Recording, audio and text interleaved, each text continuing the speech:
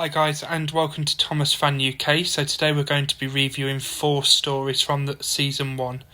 Thomas and the Guard, Thomas Goes Fishing, Thomas, Terence and the Snow, and Thomas and Bertie. Enjoy. Hi guys, and welcome to another episode review. So we are on series 1 still, and we are going to begin with episode 11, which is called Thomas and the Guard, which was directed by David Mitton, and the producer was David Mitton and Britt Allcroft. The narrator was Ringo Starr, and it was redone in the US by George Carlin. Now, this first released in the UK on the 13th of November 1984, so nearly 40 years ago. And the episode in the US was called Thomas and the Conductor. And it is based on a story from the 4th Railway Series book by the Reverend W. Awdry. And that is called Tank Engine Thomas Again, the 4th book in the Railway series. So, it first starts off, the episode does, with Thomas going along his branch line, and he thinks it's very, very important. His 2 coaches, Annie and Clarabelle, agree with him. And Thomas loves his coaches very much, even though they are old and need new paint. It also notes that when taking trains, both can take passengers, while Clarabelle can take their luggage and a guard. Thomas and his coaches often sing to each other on their journeys. Annie and Clarabelle know how important pleasing the Fat Controller is to Thomas, and they know that too. If Thomas gets cross, he's not cross with them, and they know that. So we're at Elsbridge, and Thomas is waiting for Henry's train. And eventually, when Henry comes in, Thomas is very annoyed with Henry being late. Then Thomas starts as soon as the guard blows the whistle, leaving the guard behind on the platform. The guard waves his red flag, but it is no use as Thomas is already hurrying out of the station. As usual, Thomas sings to his coaches, but Clarabelle will not sing as she is upset that her guard has been left behind. Annie is upset as well and tries to tell Thomas that the guard is missing, but he is in too much of a hurry to listen.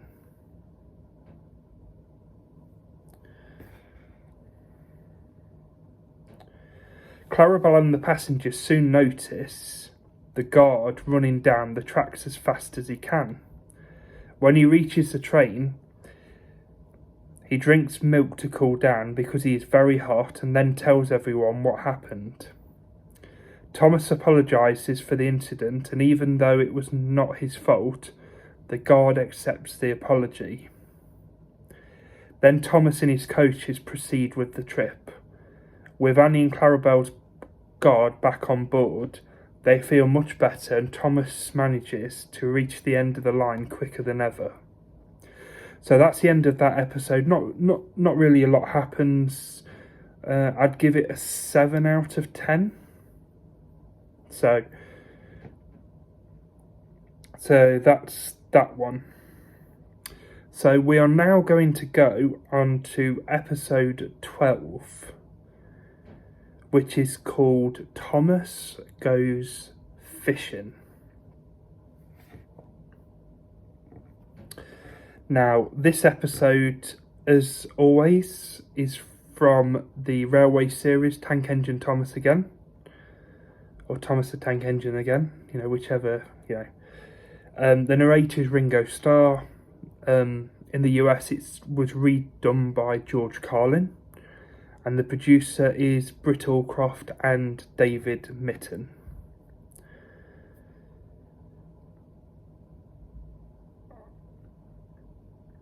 So this is the 12th episode of the very first Thomas the Tank Engine and Friends series.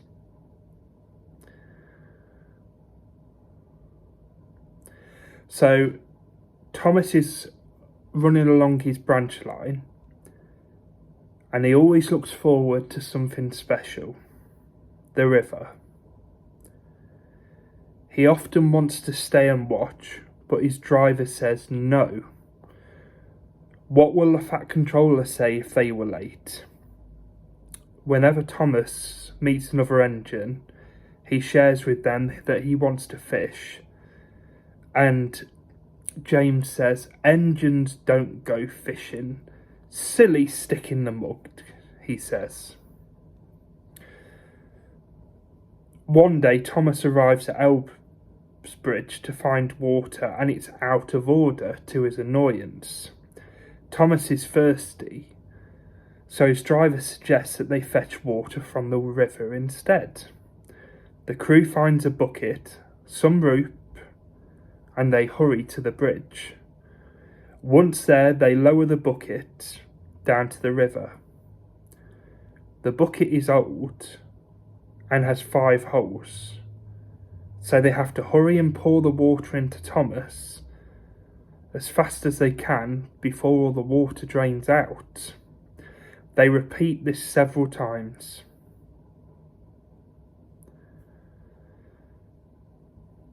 And then they set off again. But before long, Thomas develops a sudden pain in his boiler. Steam rushes from his safety valve, and Thomas is alarmed that he may burst. I'm going to burst, he says. The crew dampen his fire, and they struggle on.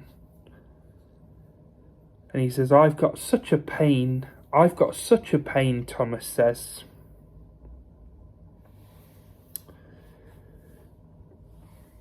While Clarabelle's guard phones for an inspector and the Fat Controller, workmen put signs saying, "Danger, keep away," all around Thomas. The Fat Controller arrives, and they console Thomas over the situation. The driver explains what happened, and the inspector determines that the feed pipe is blocked. When the inspector looks inside Thomas, he notices something and climbs down, and asks the Fat Controller to look in the tank as well. The Fat Controller agrees, and he looks up. He's shocked at what he sees. We obviously know that they saw fish in the tank.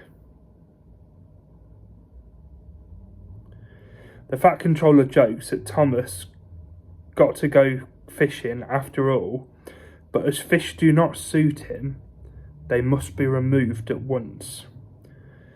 Thomas's crew and the inspector carefully fish them out with instructions from the Fat Controller, and afterwards they have a meal of fish and chips.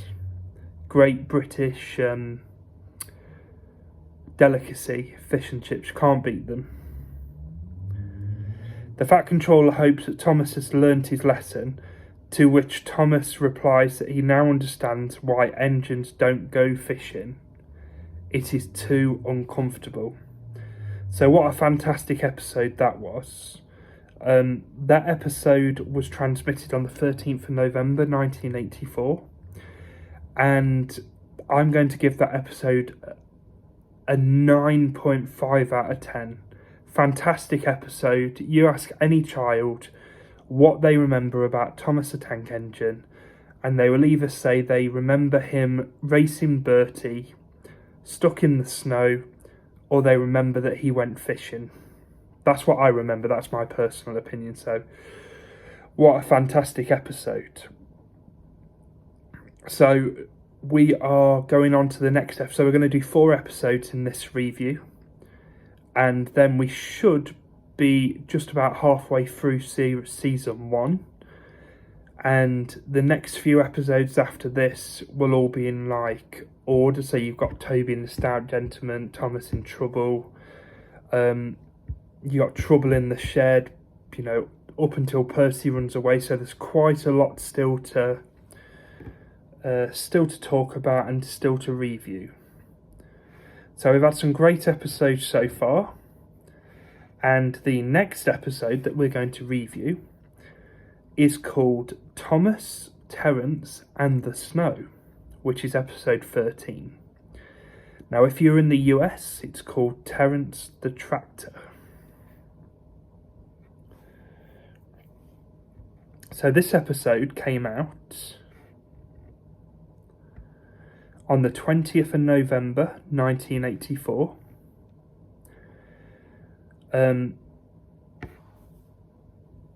It was written by the Reverend W. Awdry. The narrator is Ringo Starr, and George Carlin in the US redid them. And the producer is Britt Allcroft and David Mitton.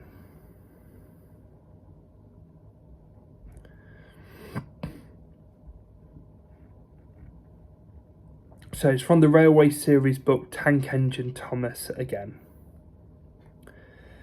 So here we go. So autumn has arrived on the island of Sodor, turning the fields and trees from green to brown. One day, Thomas is running along his branch line when he spots a tractor ploughing the fields. The tractor introduces himself as Terence, whom Thomas cheekily tells that he has ugly wheels. Terence explains his wheels are caterpillars and allow him to go anywhere he wishes. Thomas is indignant, telling Terence he likes his rails as he leaves. Soon winter comes with dark clouds full of snow. Thomas's driver is worried that the heavy snowfall is coming, but Thomas is not scared of snow, calling it silly stuff. He successfully finishes a journey at the last station, only to find his snowplough waiting for him, much to his annoyance. Thomas's driver explains that he will need to wear it for the next journey, but Thomas is certain snow will not stop him. Thomas finds his snowplough to be heavy and uncomfortable, and he shakes it and bangs it through his journey. By the end of the day, the plough is so badly damaged that his driver has to remove it. He tells Thomas off for his naughtiness, and he shuts the doors to the shed for the night. The next morning, Thomas's crew arrive early to try and mend the snowplough, but they cannot make it fit. Thomas is very pleased that he does not have to wear it, and boasts to Annie and Clarabelle, I don't have to wear it. I don't have to wear it. But Annie and Clarabelle are worried about the snow, and Thomas's driver is also worried. Thomas is not concerned at all and rushes into a tunnel thinking of how clever he is, only to find a massive snowdrift at the other end of the tunnel, which he runs straight into. He tries to reverse out of the drift, but his wheels cannot get any traction on the slippery rails. The guard goes for help as Thomas's crew and the passengers try to dig him out, but this only causes more snow to fall until he is nearly buried. Thomas is very upset, believing he will stay there until he is frozen. Realising that it is his fault, not wearing his snowplough, he begins to cry. And I remember in the episode, you actually see tears coming down on Thomas's face, which was quite clever. So a bus arrives to pick up the passengers, which we know is Bertie, but we will find out more about him in the next episode. So Terence arrives to rescue Thomas. After taking the now empty Annie and Clarabelle away, Terence now returns. For Thomas, whose wheels are clear of snow but is unable to move due to the slippery rails. A chain is attached between Terence and Thomas, and with much tugging and wheel slip, Terence finally pulls Thomas free of the large drift. Thomas is now able to move on his own again and couples up to Annie and Clarabelle. He thanks Terence for rescuing him and praises his caterpillar wheels. Thomas's driver hopes that Thomas has learnt his lesson and will act more sensibly in the future. Thomas promises to try, and he humbly and slowly heads back to the sheds. So that is the end of that episode. That will be a 8.5 out of 10. Great episode from Tank Engine Thomas again. Another one that all kids will remember. So another great episode. So the final episode that we're going to do in this one is again about Thomas. And this episode is Thomas and Bertie, which is a classic. Whenever you see books of it, it's usually called The Great Race or something like that,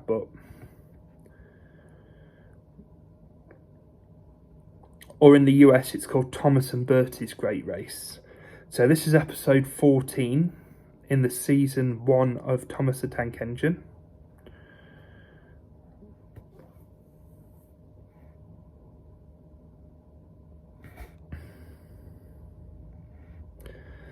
So this came out on the 20th of November 1984.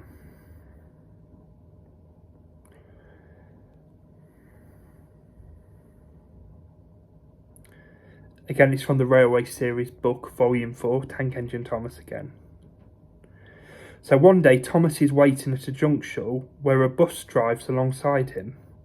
The bus introduces himself as Bertie, who remembers Thomas from the time he took his passengers after Thomas ended up in a snowdrift, which was the last episode. He says, "I come to help your passengers today." Thomas claims that he can go faster than Bertie, who challenges Thomas to a race.